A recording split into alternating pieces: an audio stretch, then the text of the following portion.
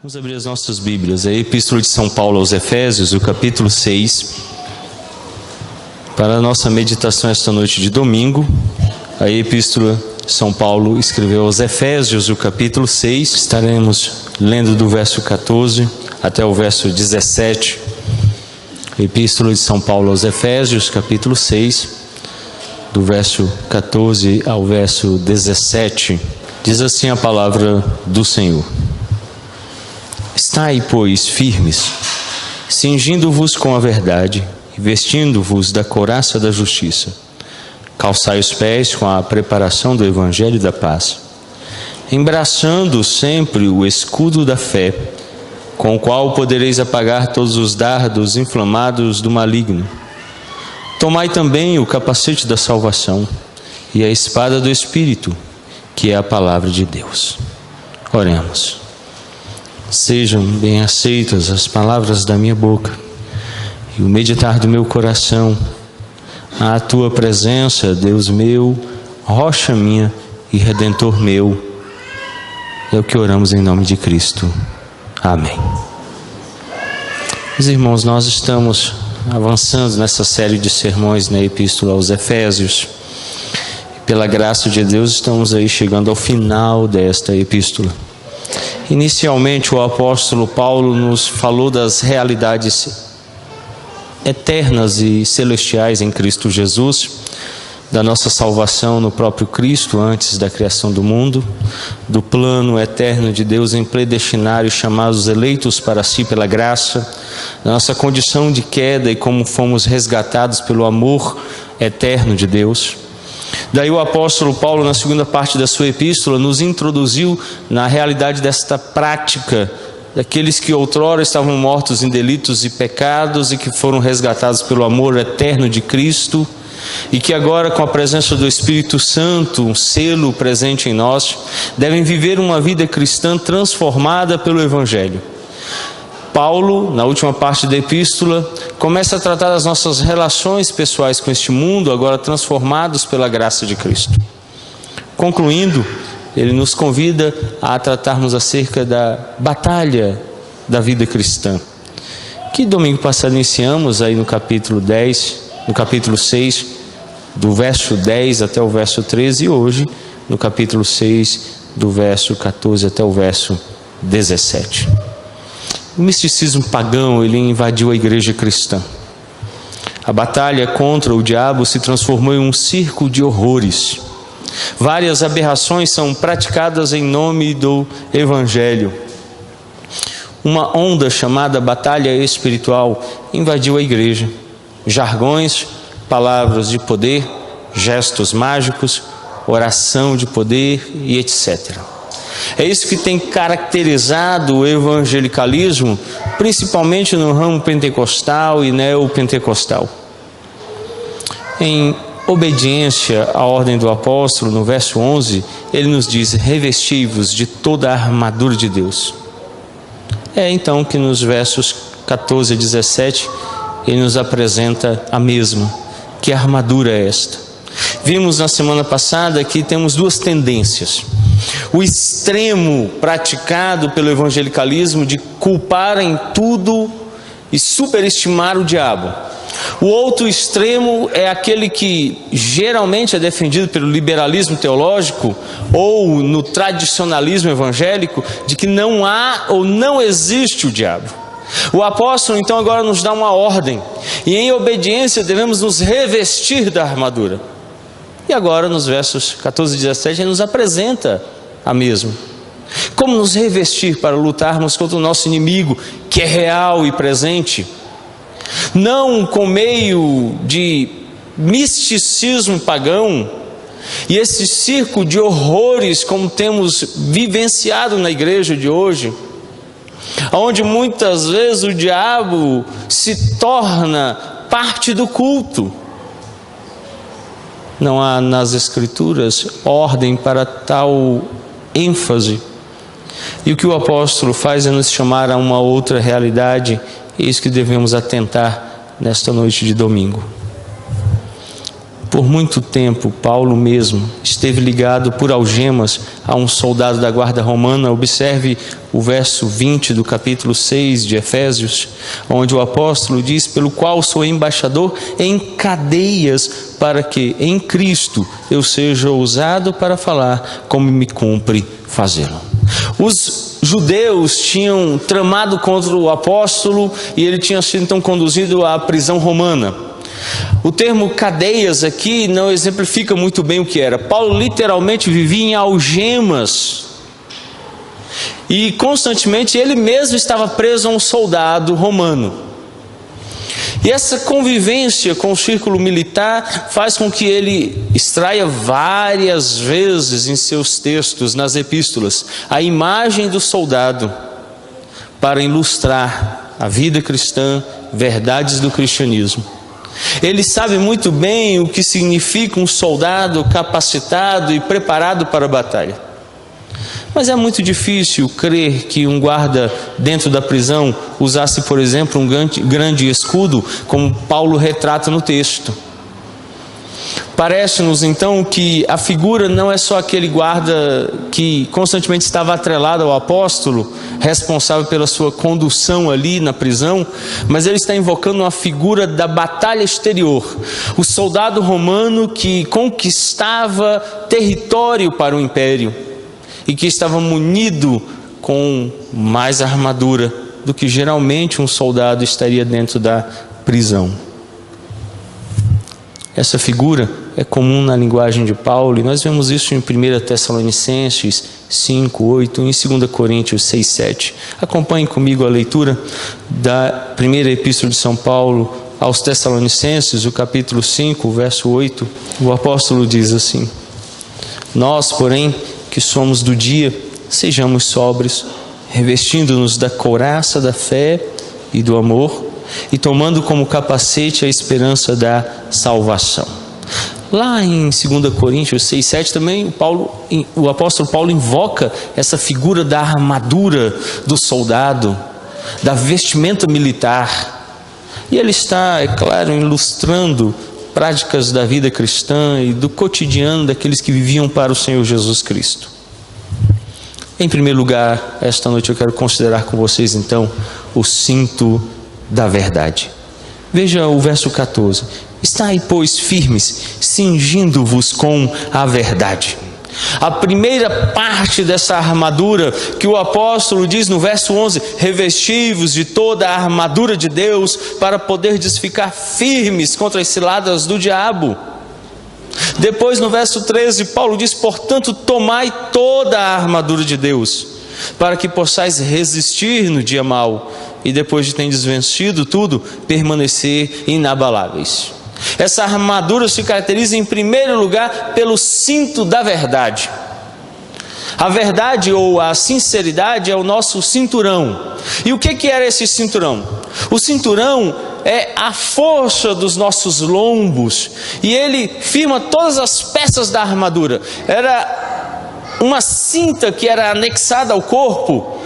Nela depois era presa a espada, eram presas outras partes da armadura. Esse cinturão também propiciava ao soldado permanecer firme e estável. Não era só um cinto, mas era um cinturão acoplado ao seu corpo. Fortalecia os seus membros, capacitava ele a atrelar outras partes da armadura a si. O cinturão então fazia parte daquilo que o fortalecia na sua concepção. Um homem comum era preparado por este cinturão para receber o resto da armadura. E Paulo diz: meus irmãos, para lutar contra o diabo, comecem cingindo-vos com a verdade. A verdade vai possibilitar a vocês portarem essa armadura, estarem vestidos para a batalha. Em primeiro lugar, então, vem o cinto da verdade. Esse cinto vai trazer sobre si a couraça da justiça. A couraça, então, protege o coração. Era uma parte da armadura que vinha nessa parte de cima do tronco e tinha como principal função proteger o coração, um órgão sensível, que sobre uma pancada ou uma estocada de uma espada ou lança poderia levar o soldado à morte. A justiça que temos é a justiça de Cristo, é a nossa couraça, que guarda o nosso coração. Ora, depois de termos sido cingidos pela verdade, e tendo a verdade conosco, o segundo passo é nos apropriarmos da justiça de Cristo Jesus, que blinda, guarda, protege o coração. Ora, o coração é a sede da vontade, daquilo que nos dirige, dos nossos desejos. A justiça de Cristo precisa ser aplicada ao nosso coração, aquilo que dirige a nossa vida. Sobre tudo que se deve guardar, guarda o teu coração, porque dele procede as fontes da vida. E agora então Paulo diz: se vocês já colocaram a verdade, tomem a justiça de Cristo, e essa justiça vai guardar o coração de vocês, e vocês estarão protegidos. Porque é um inimigo terrível, feroz, astuto e sagaz, que pode tentar de alguma forma atingir o coração de vocês. E ora, nós já vimos no domingo passado que o próprio Satanás, indo contra Cristo, no capítulo 4 do Evangelho de São Mateus, tenta atingi-lo com aquilo que lhe é próprio, pois João 8,44 diz que ele é o pai da mentira, e ele mente porque ele é próprio. E agora, protegidos com a verdade e tendo a justiça sobre nós, podemos resistir a este inimigo e opor-se a ele. A armadura, ela é defensiva, ela serve para a proteção, para que o soldado esteja guardado quando for à batalha, para que ele esteja protegido naquelas partes que são frágeis. Então agora ele protege o próprio coração. Você quer guardar o seu coração? Busca a justiça de Cristo, aplica essa justiça a si, e você então estará protegido para a batalha. Em terceiro lugar, o apóstolo declara que devemos estar calçados com o evangelho da preparação da paz. E ele fala isso, acompanhe comigo o verso 15: calçai os pés com a preparação do evangelho da paz. Os sapatos, ou eram canaleiras de bronze, eram usados para proteger contra as armadilhas e estacas afiadas que eram colocadas no caminho. Alguns inimigos, para conter a marcha do exército, colocavam no caminho pedaços de ferro, colocavam no caminho estacas afiadas, e quando os soldados então pisavam ali, feriam seus pés e ficavam impossibilitados de avançar. Parte da armadura do soldado então diz respeito a esse calçado que protegia o pé, reforçado, essas canaleiras de bronze que eram postas para proteger de qualquer pancada, e assim eles podiam continuar a marcha, indo em frente, avançando. Um crente que experimentou o evangelho, que goza de paz, ele marcha em frente, ele não é detido por artimanhas do diabo e de Satanás, que muitas vezes calca os nossos pés para nos impedir o avanço na vida cristã.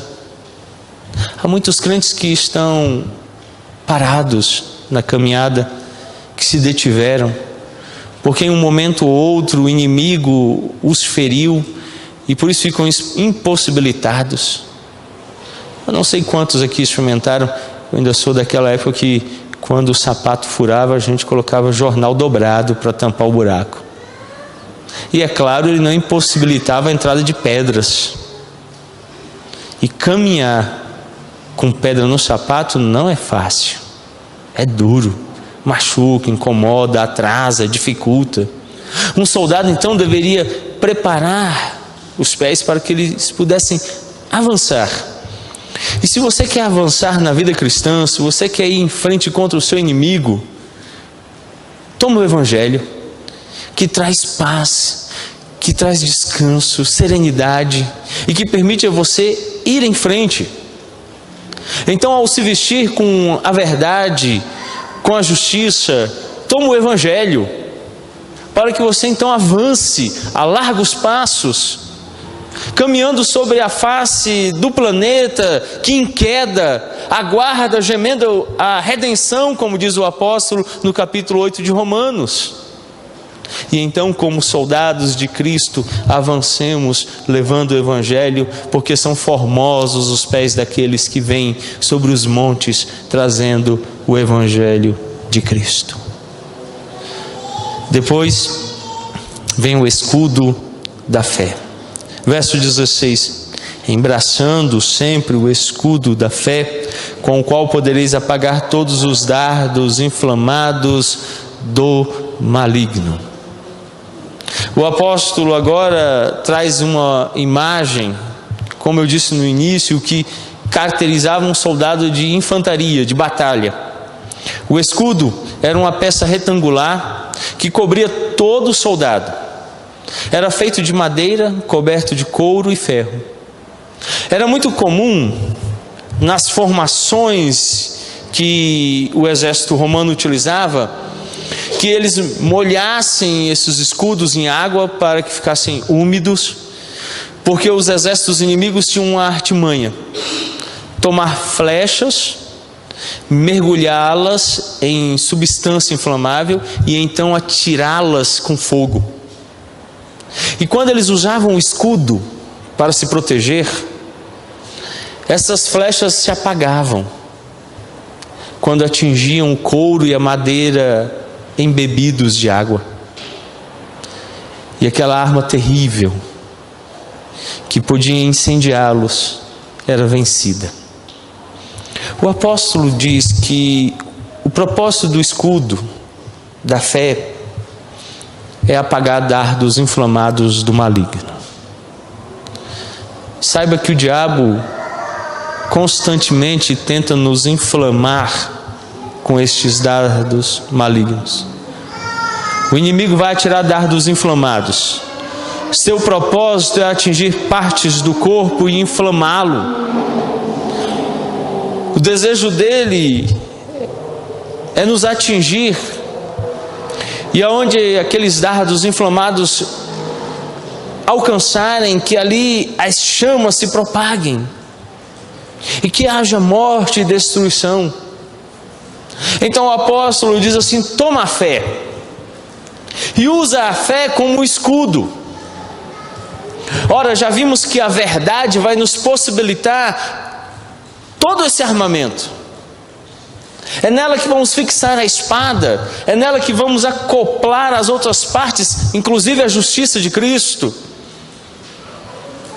E aí vamos nos calçar com o Evangelho, e agora, quando indo à batalha, devemos tomar um escudo para nos proteger.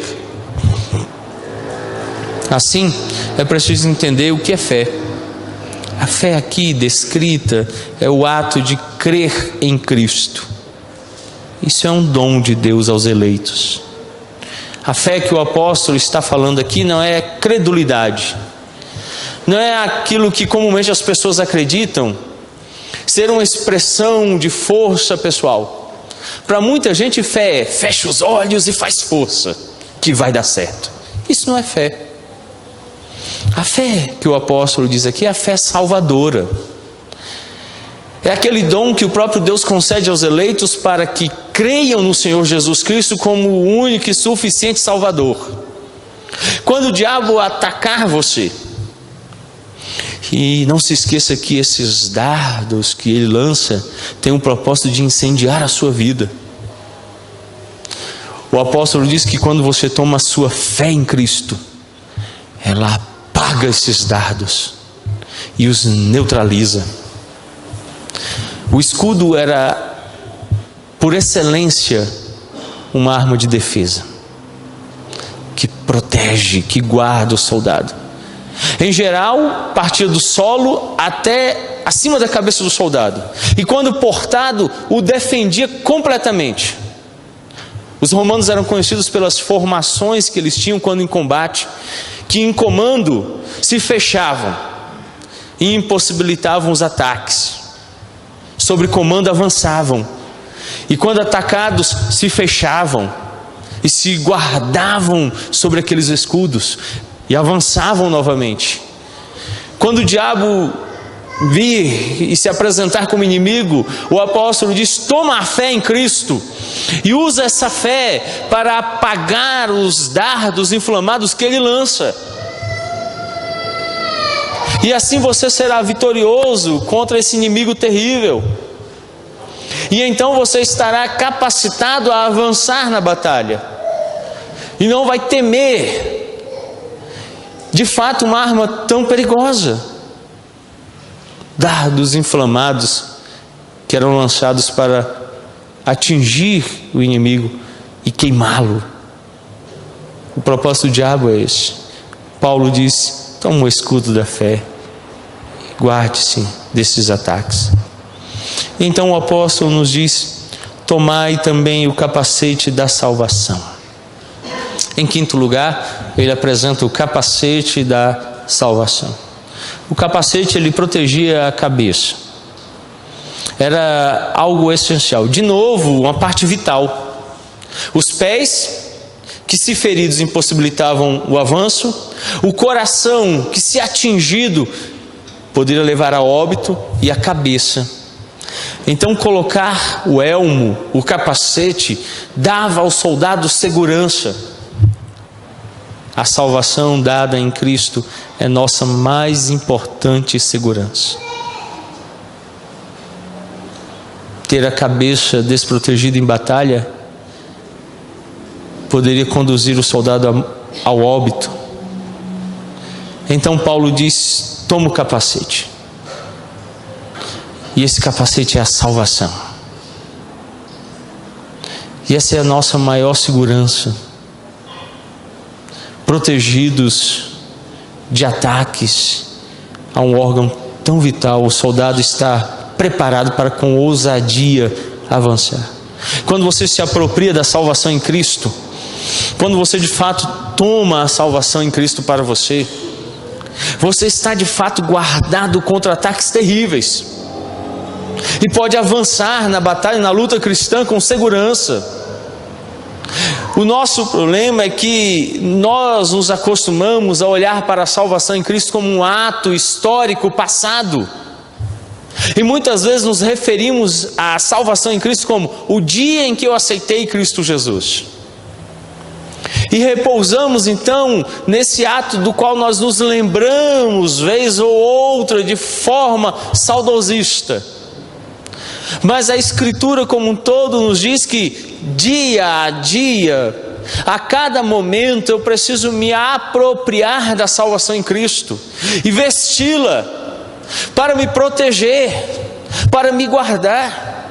Ora, cremos e professamos como presbiterianos que o nosso Senhor Jesus Cristo nos proveu de meios de graça: a oração, a palavra pregada, os sacramentos do santo batismo e da santa ceia, e creio eu, como John Frame, teólogo americano, e Michael Horton, que também a comunhão dos santos está incluída entre os meios de graça. Os meios de graça nada mais são do que sustento para a nossa salvação, alimento para a nossa fé. Quando participamos da mesa do Senhor, ou quando participamos da ministração do santo batismo, ou quando experimentamos da oração, ou da pregação do Evangelho, ou da comunhão dos santos, a nossa salvação é fortalecida, é aumentada. Dia a dia, toda vez que nos reunimos, cada vez que estamos juntos, experimentamos destes meios para que a nossa salvação seja completada. O Catecismo Maior de Westminster, quando tratando deste assunto, quando ele define os meios de graça, e nos diz assim na pergunta 154, quais são os meios exteriores e ordinários pelos quais Cristo nos comunica os benefícios da sua mediação? Resposta: Os meios exteriores e ordinários pelos quais Cristo comunica à sua igreja os benefícios de sua mediação são todas as suas ordenanças, especialmente a palavra, os sacramentos, a oração, todas as quais se tornam eficazes aos eleitos para a salvação. Por isso o escudo, o sapato, a couraça, o cinto devem vir acompanhados do capacete da salvação. Você não pode abandonar a salvação, você deve tê-la consigo. Seria tolice para qualquer soldado ir à batalha sem o capacete. Há várias situações das quais nós nos prevenimos, como por exemplo, quem anda de moto deve usar capacete para, em caso de queda, guardar a cabeça. Pescadores devem usar chapéu e boné para guardar-se de anzóis ou agarateias que possam prender quando arremessadas à sua cabeça. Nós nos protegemos com bonés, chapéus do sol, com gorros do frio. A nossa cabeça sempre é alvo de cuidado, de proteção. Um soldado sabia muito bem que ao ir para a batalha, o elmo, o capacete era indispensável. Você não pode abrir mão da salvação em Cristo. Você deve tê-la consigo para ir à batalha contra o diabo. Dia a dia estar protegido e guardado contra este inimigo terrível. Então a nossa salvação dada em Cristo é a nossa mais importante segurança. Em sexto lugar, o apóstolo apresenta a espada, que é a palavra. Olha o que diz o versículo de número 17. Tomai também o capacete da salvação e a espada do Espírito, que é a palavra de Deus. A espada romana, ela era curta. Foi projetada para a defesa corpo a corpo. Haviam dois tipos de espada. Havia uma espada mais longa e havia uma espada mais curta. Essa o soldado sempre trazia consigo. Sempre. Ela servia para o combate próximo, corpo a corpo, para vencer inimigos imediatos, com os quais ele teria confronto bem próximo. Eu vou dizer para você que um ensino católico apostólico romano, algo que é transmitido a muitos de nós por Hollywood nos seus filmes, é mentira. Saiba que o diabo pode sim estar na sua casa, pode estar aqui.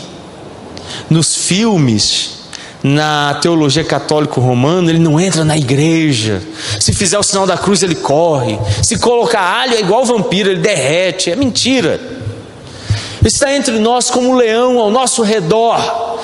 Quando Pedro diz isso, ele diz de proximidade. Ele quer nos tragar, nos devorar. É um inimigo de proximidade.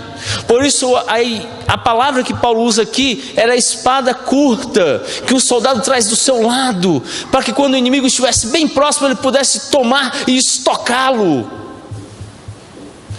Paulo está dizendo: tenha a palavra de Deus com você, porte ela para usá-la contra inimigos próximos, para colocá-los em fuga. Não foi assim que o Senhor Jesus Cristo fez no Evangelho de São Mateus, no capítulo 4? Quanto por 4 vezes o diabo ao seu lado, diz o texto, falando-lhe com proximidade, ele tomou da palavra e o colocou em fuga. Por 3 vezes ele tomou da espada e o colocou em fuga. Os crentes estão perdendo a batalha corpo a corpo com o diabo, porque deixaram de ter a espada consigo. Ela deve ser decorada, você deve trazê-la decor. Decor significa, no latim, decardia, de coração.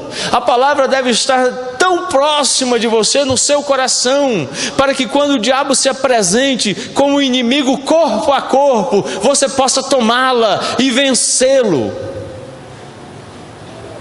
muitos crentes desprezam algo tão poderoso, que o próprio texto diz é a espada do Espírito. O próprio Espírito Santo utiliza ela. Nós não podemos abrir mão de algo tão maravilhoso, de uma arma tão espiritual, ter a palavra consigo. Com a espada o cristão então pode defender-se de ataques. Depois de ter anexado a verdade, protegido o coração com a justiça, de ter calçado os pés com o evangelho para se salvar de armadilhas do diabo, ter embraçado o escudo para defender-se de ataques longos com flechas inflamadas, protegido a cabeça com o capacete da salvação, você deve portar a espada que é ofensiva para pô-lo em fuga, para derrotá-lo. Quantos estão capacitados a lutar? A espada exigia maestria no seu uso. Era uma arma ofensiva de combate muito próximo. E qualquer falha colocava o soldado em perigo. Ele deveria ser um mestre da esgrima. Não sei quantos de vocês estão acompanhando a esgrima. Nós temos representantes bem fortes do Exército Brasileiro na esgrima, nas Olimpíadas. E é majestoso a leveza, a velocidade, a sagacidade dos esgrimistas. Como fogem e esperam o momento adequado de atacar, estocando o inimigo para derrotá-lo. Assim deve ser um crente. Quando o diabo se apresenta corpo a corpo, ele deve tomar a espada e com maestria, em toda a capacidade de esgrima, ir contra ele e estocá-lo a fim de que ele se coloque em fuga, como quando lutou com o Senhor Jesus Cristo. E que nos deixe, e que sejamos vitoriosos, tendo toda a armadura de Deus, que Paulo nos exorta a usarmos para esta batalha contra o nosso terrível inimigo. Eu quero que você retorne ao verso 10 para lermos ele novamente, até o verso 13, quando o apóstolo diz assim: quanto ao mais, sede fortalecidos no Senhor e na força do seu poder, revestivos de toda a armadura de Deus, para poderdes ficar firmes contra as ciladas do diabo, porque a nossa luta não é contra o sangue e a carne, e sim contra os principados e potestades, contra os dominadores deste mundo tenebroso, contra as forças espirituais do mal nas regiões celestes. Portanto, tomai toda a armadura de Deus, para que possais resistir no dia mau, e depois de terdes vencido tudo, permanecer inabaláveis. A ordem do apóstolo é que você deve tomar a armadura, cada uma dessas partes que foram apresentadas. Você deve se apropriar delas. Elas devem estar anexadas a você, devem fazer parte da sua vivência. Lembre-se, você é um soldado de Cristo no campo de batalha. Paulo diz assim: vocês têm um inimigo, o diabo, os principados e potestades que são dominadores deste mundo. Ora, nós vivemos no mundo e estamos no mundo. Então estamos no campo de batalha. Há um inimigo que domina este tempo presente. E ele nos odeia. Ele é o adversário, o acusador da igreja. Então Paulo diz: para que vocês possam resistir, fazer frente, tomem a armadura, vistam a armadura.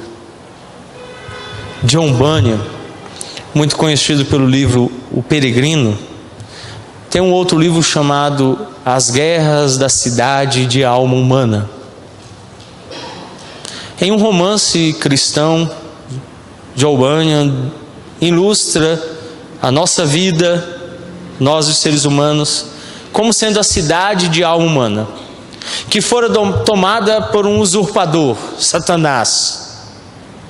E agora uma batalha para a restauração da cidade de alma humana, para que Cristo volte a governá-la. E então inicia-se uma batalha, uma luta. Também no livro Peregrino essa luta acontece. E cristão na caminhada dele, indo para a cidade celestial, encontra vários inimigos que devem ser vencidos. E essa é a imagem que Paulo também apresenta no capítulo 6 de Efésios. Irmãos, nós estamos em uma luta, em uma batalha. Estejam prontos. Tenham os sentidos alertas. Vistam-se com a armadura e lutem pelo Evangelho de Cristo Jesus. Vamos orar. Curva a sua fronte. Pai querido, o apóstolo nos ordenou revestir-nos da armadura, tomar a armadura de Deus.